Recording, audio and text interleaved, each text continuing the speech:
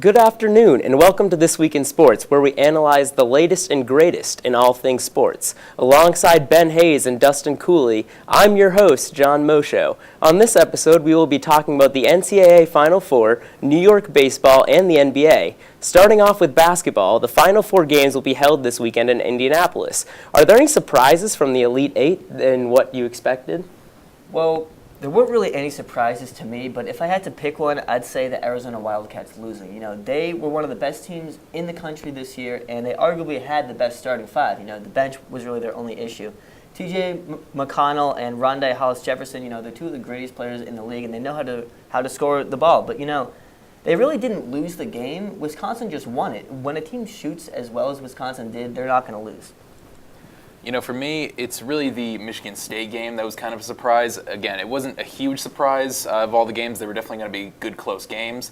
But Michigan State, I'd say, was the surprise. I probably should not have questioned Tom Izzo since he's now gotten 7 Final Four appearances. But considering his team's record of having bad shooting, though for some reason they've learned how to shoot during the tournament, they finally showed something to me they haven't before, so I was surprised about that. I don't think he's really the best coach out of everyone. I thought Louisville was going to have a better coaching setup than him, but he really did surprise me. Now, looking to the Final Four, there includes 3 number 1 seeds in Wisconsin, Duke, and undefeated Kentucky. And then there's Michigan State. How have they been so successful in this tournament so far? Michigan State really, on paper, should not be doing well. They're not a great shooting team. They've surprisingly learned how to shoot this segment of the tournament and really come through on their free throw shooting so far, which I certainly didn't see coming. Certainly people should not have doubted Izzo because he's made 7 Final Fours and now he's going to be competing for a title. But the team also has no big men, so really, what do you expect out of them? And for their upcoming game, I think they're really going to be praying, Okafor, please suck again. Yeah, it's definitely not skill. It's definitely not luck. As you mentioned, it's really Tom Izzo. The game against Louisville featured, in my opinion, the 2 best coaches in college basketball. That's Tom Izzo and that's Rick Pitino. But, Izzo has been to the Sweet 16 7 of the last 8 years, and that's not a fluke. That just shows how good of a coach Tom Izzo is because, they really don't have the best skill. They have Denzel Valentine and Travis Trice. They're 2 NBA talents, don't get me wrong. But other than that, there isn't really anyone to support them that, other than the system that Izzo has.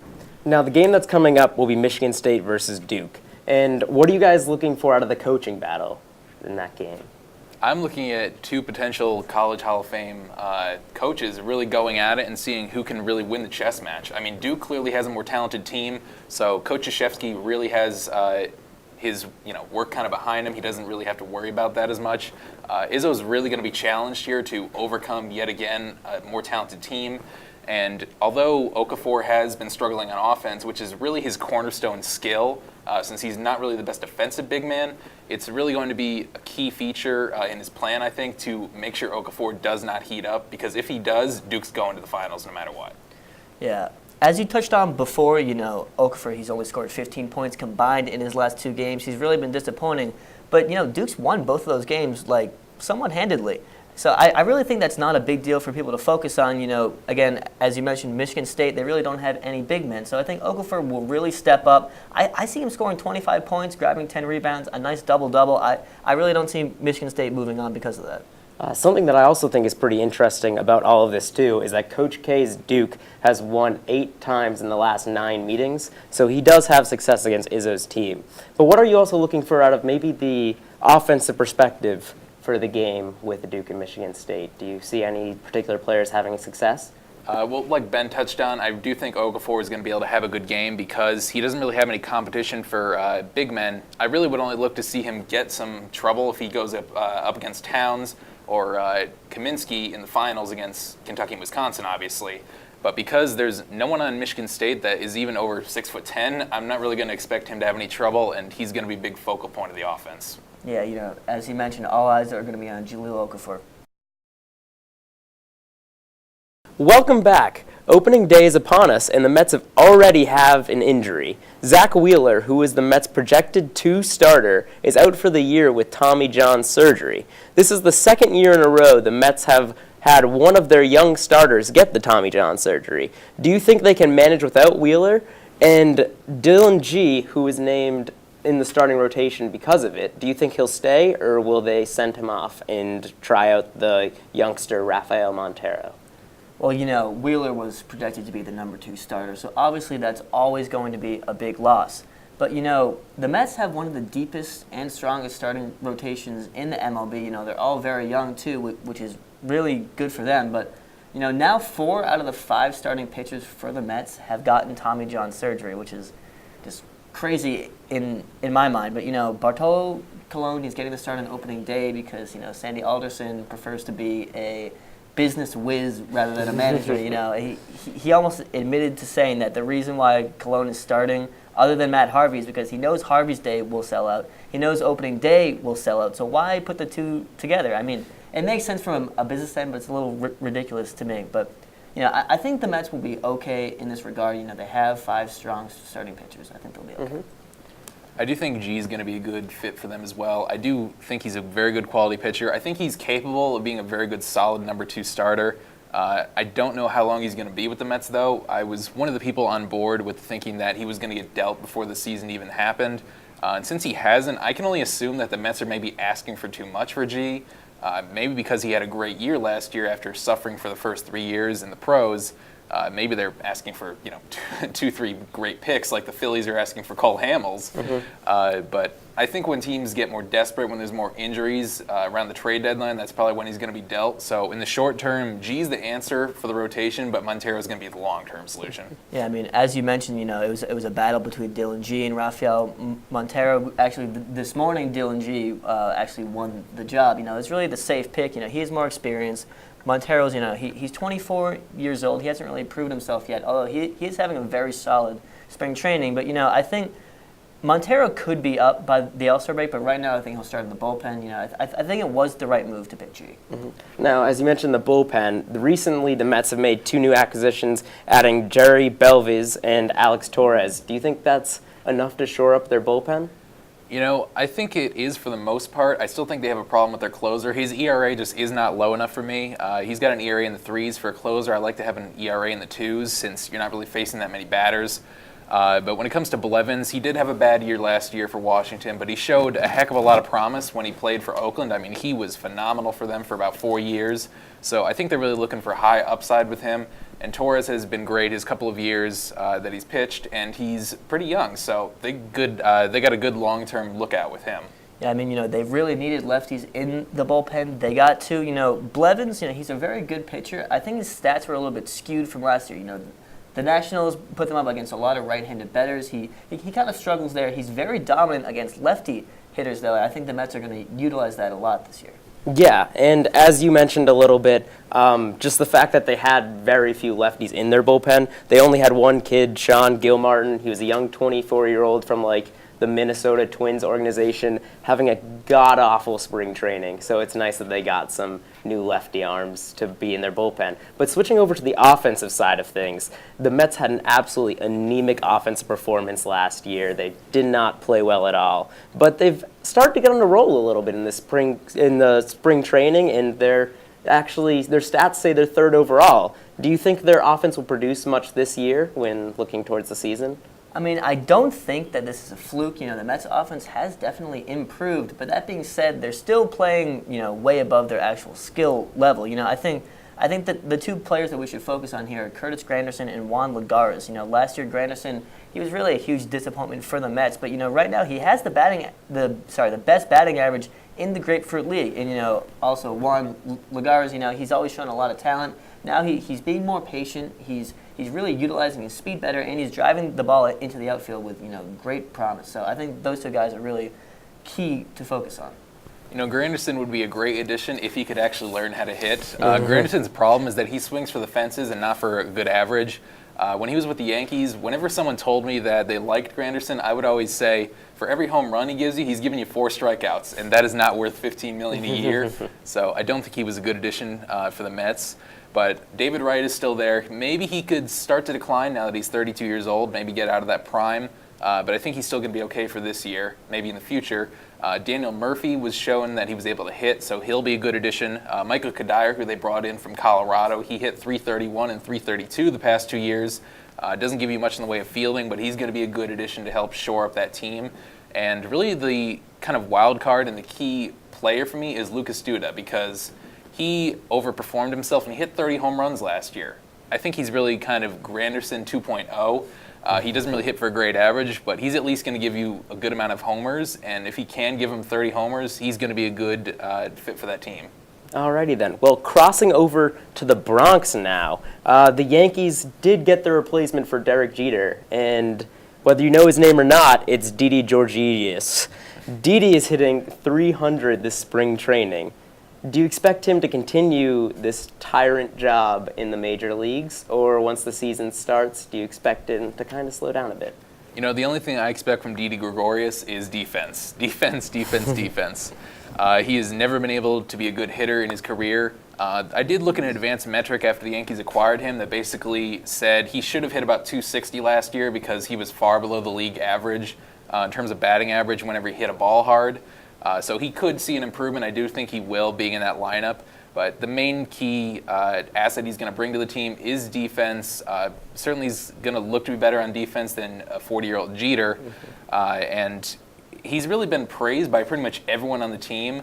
I know I read an article by Ken Rosenthal where A-Rod was actually giving professional scouting numbers on him, stating that he was possibly one of the best shortstops he's ever seen. Wow. I'm going to get a lot of smack talk for this, but, you know. Maybe from me. Maybe from you. Didi Gregorius is an improvement from Derek Jeter last year. You know, Jeter, he's a sure Hall of Famer. There is no question about that. He's probably one of the top 5 shortstops of all time. But of his last 5 seasons, really only 2 of them were good. You know, he really slacked off offensively. He's not the same defensive player that Gregorius is, that's for sure. So I really think signing Gregorius was an improvement, other than Brendan Ryan. He's much better than Ryan is. So, what the Yankees fans can expect from Gregorius is a very strong defensive player that's somewhat inconsistent offensively. Mm-hmm. Well, after that painful subject, I'd like to bring up another one that's slightly a little bit painful as well, and it's the topic of A-Rod. So he's back with the team this year, and he's actually doing pretty well with spring training. He's tied for the team's lead with Chase Headley in spring training with 3 home runs, and he's hitting .327. So as we know, this is a small sample from A-Rod, but do you guys expect him to be a key contributor for the Yankees this season? I think it's absolutely laughable to even bring up this question.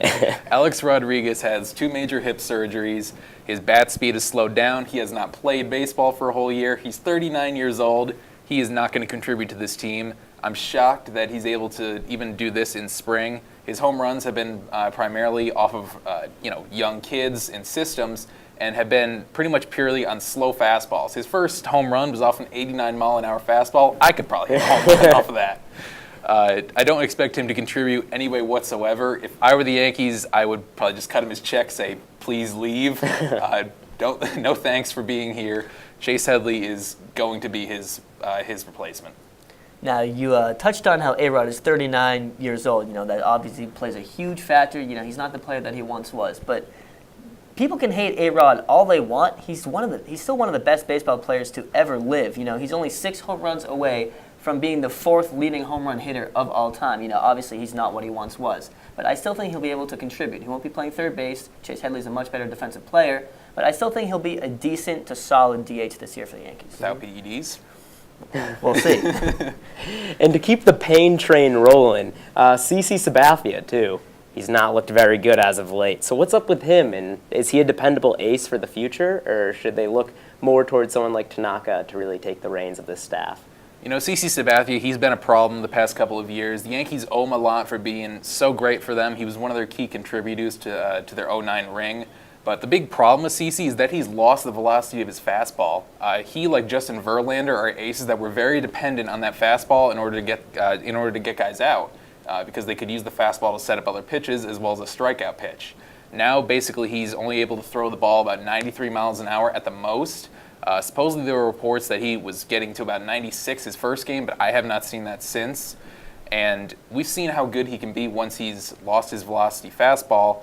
And because he no longer has that, he's not going to be able to contribute.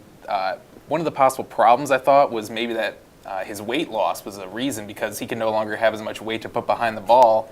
But supposedly he's back up to his 300-pound weight, and he's still not able to throw the ball hard, so he is not going to be able to contribute, obviously. On the other spectrum, Tanaka, he is just a ticking time bomb with that elbow. I can't believe that the Yankees opted to not have him have Tommy John surgery, because, I mean, it's all the rage these days. But he is going to be about probably 90% of what he was last year if he's able to play. But that elbow is such a concern for me, and pretty much every pitch I'm going to be wondering, is it his last pitch of the year?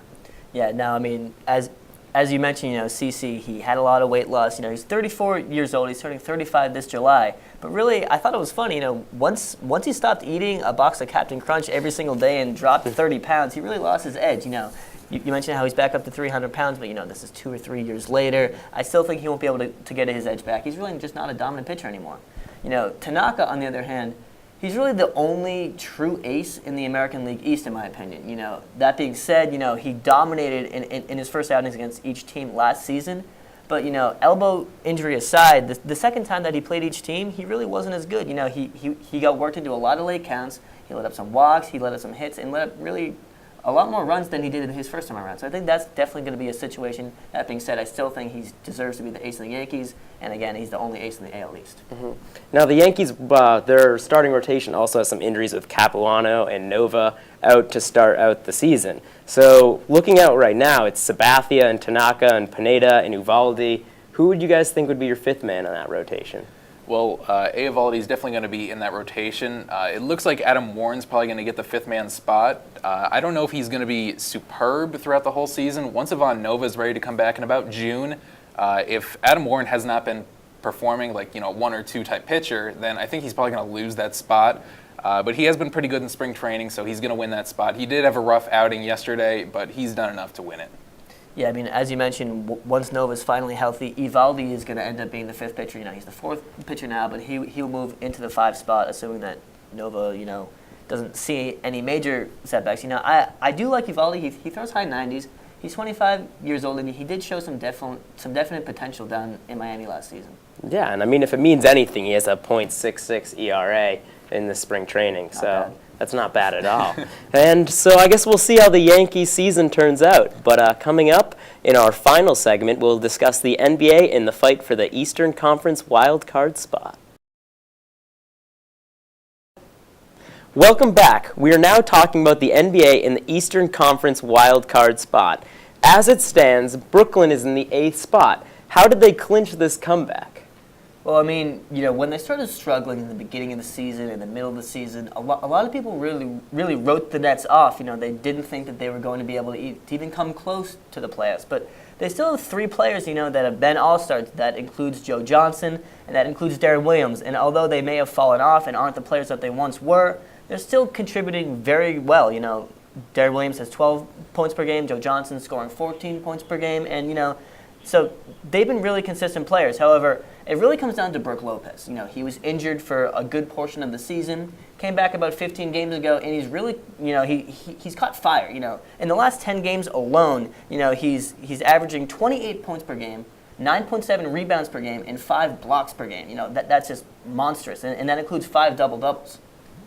Like you said, Brook Lopez has really been the catalyst for this team, and he's the bigger reason that they're anywhere near relevant. I completely disagree on Darren Williams. He is not anything of what he used to be. He's a shell of himself. 12 points a game and 6 assists a game is not what I want out of my starting point guard. Certainly not out of an all-star point guard. Joe Johnson, my heart's with him because although he's not as good as he used to be, he's still putting every bit of effort he's got into the game. Like you said, he's averaging 14 points, but I could pretty much count on him to put up 16 points a night if I really needed him to.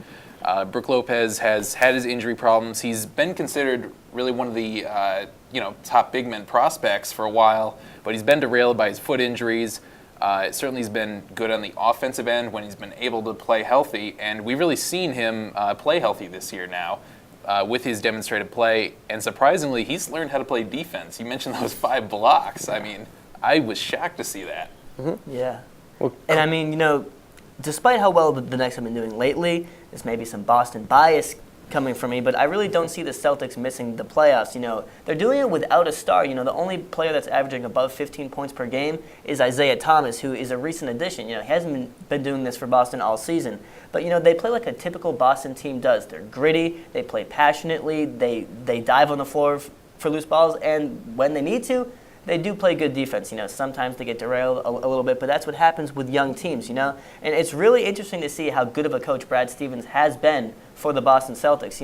A lot of people expected the Celtics to tank in the beginning of the year. Celtics fans, including myself, actually thought that, and really were hoping for it. But, it just seemed like the Celtics were just winning too much, and all of a sudden they had a real shot at the playoffs. They had the 8th seed until last night. But, I really think that the Celtics are going to be able to capture the 8th seed because of Stevens. He showed how good he was at Butler, and I think it's going to pay off here for Boston. I agree that they're going to get the 8th seed as well, but I don't think it's so much Stevens. I think it is very, very much to do with Isaiah Thomas. Isaiah Thomas was really underused in Phoenix in that 3-point guard system that just made me want to cry. He's really capable of being a 20-point per game scorer, as he showed us in Sacramento. And he's really a quality starting point guard. I don't know why so many people thought of him as a backup for a while. Now that he's been given the role of starting point guard, he's gone back up to over 20 points a game, and all of a sudden Boston is on a tear trying to get that last spot, and they're going to hang on to it. Yeah. Well, we've mentioned the Nets and the Celtics, but we also want to talk a little bit about the Pacers. I mean, they're doing well as of late, and Paul George may or may not be coming back. His return has been pushed back twice, but there's still some hope. Do you think the Pacers have a legit chance of maybe stealing away this 8th seeded spot? They don't have a chance. It's going to be Boston. The Paul George thing, he's not going to come back, sadly. He's a very talented player. I'd have loved to see him in the playoffs.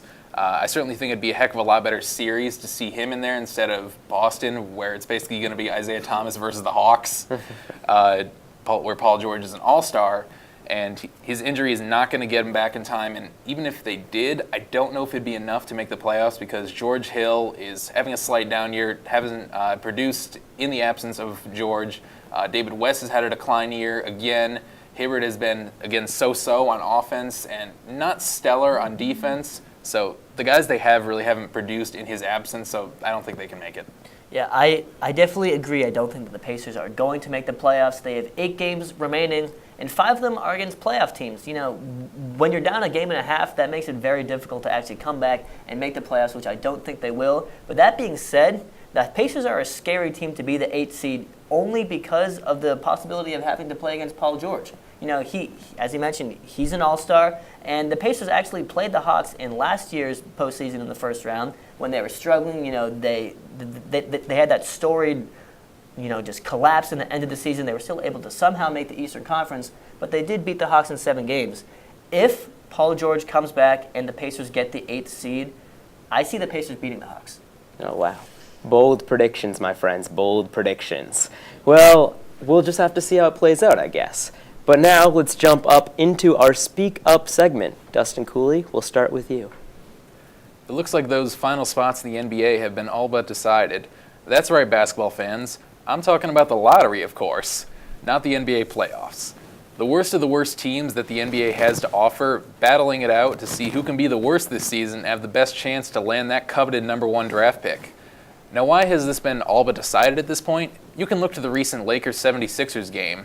Going in with only a 1-game difference between the two teams fighting for the 3rd worst record in the NBA, the two cellar dwellers settled that race. The Lakers came out on top in overtime with a narrow 2-point victory and have now gifted the 76ers the 3rd worst record in the NBA. Sure, a 2-game difference looks like nothing on paper, but with just 9 games left to go in this year's season for the Lakers and only 7 games left for the 76ers, the Lakers have to overcome the issue of playing 6 more lottery-bound teams while the 76ers only have to play 1.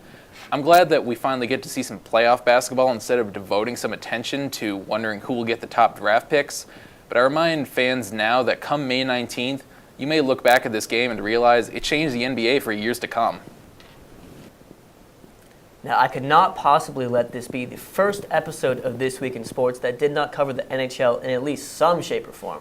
That would just be way too much of a travesty. So this might be the one and only time that I'm actually happy that Ovi made a major headline. Last night, Alexander Ovechkin netted his 50th goal of the season, which is nothing new for the 5-year captain of the Washington Capitals.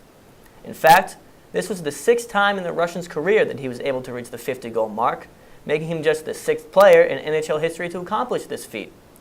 As with any notable sports accomplishment that happens ever, the question has to arise. Is Ovechkin the best goal scorer in NHL history? The simple answer to that is no, not even close. Mike Bossy and Rocket Richard are light years ahead of Ovi. But it wouldn't be too crazy to say that Ovechkin has breached the back end of the top 10 goal scorers of all time list, which still maybe might not sound too impressive for someone that has been given the nickname Alexander the Great. Ovechkin will never become the greatest goal scorer of all time, which I think we can all agree on. But there has to be something said about his incredible ability to put the puck in the back of the net. The knock on Ovechkin has always been that he is a lazy player and does not know how to play defense. But Barry Trotz seems to have helped the left winger change his tune this season, as he currently has the second best plus-minus on the Capitals, with a plus 11 after finishing with a negative 35 last season. Now, this would be the second time that number 8 has turned that large negative into a positive, but this year may be different. As the veteran is in his 10th NHL season, he seems to have gained a better understanding for just how valuable a career in hockey truly is. And he's not getting any younger. Ovechkin will be turning 30 this offseason, and it's safe to say that he is on the back nine of his career. Maybe this has been a wake-up call for the Russian to finally stop being selfish and give the sacrifice that it takes to lead his team to win at least the Eastern Conference, let alone the Stanley Cup. Although for the sake of my Bruins, who are currently struggling to secure the final playoff spot in the Eastern Conference, I wouldn't exactly mind if the Washington's captain were to lose in a game of, say, Russian roulette, or at least just lose the rest of their games this season. I mean, hey, he got his 50th goal. Isn't that all that Alexander the Great cares about? With just 5 games left in the season, we'll know soon enough. Dempsey, Altidore, Bradley, Jones, Raimondo, Discarud. These names are what make up the core of the men's national team roster. And what's one thing they all have in common? This year, they're playing in the MLS. Yes, you heard me right. Not in the Barclays Premier League, not in La Liga, not even in the Bundesliga, the MLS. Even though this is probably much to the dismay of coach Jurgen Klinsmann, who would love to see his upper-level talent playing somewhere else in the world, this truly goes to show just how impressive a job MLS Commissioner Don Gardner has done towards creating a respectable soccer league within the United States. By creating a designated player system in which clubs are able to go over their salary cap limits and get top-notch players, the MLS has turned from the laughingstock of the soccer community towards a prosperous, developing, and exciting league to follow. So much so that they have been able to attract many of the finest U.S. players to come back home and play in their nation during the prime of their careers. While their work still needs to be done in order to improve the level of play within the United States, the MLS is certainly putting forth the effort to try and make their league into a respectable market. So I urge all the pink-hatted World Cup fans out there to turn towards the MLS and follow their favorite stars, because I promise you that you won't be disappointed at the talent that comes out. That's all the time we have left for today. Tune in next week for another episode of This Week in Sports. That's Dustin Cooley. He's Ben Hayes. I'm Johnny Mosho, and we're off.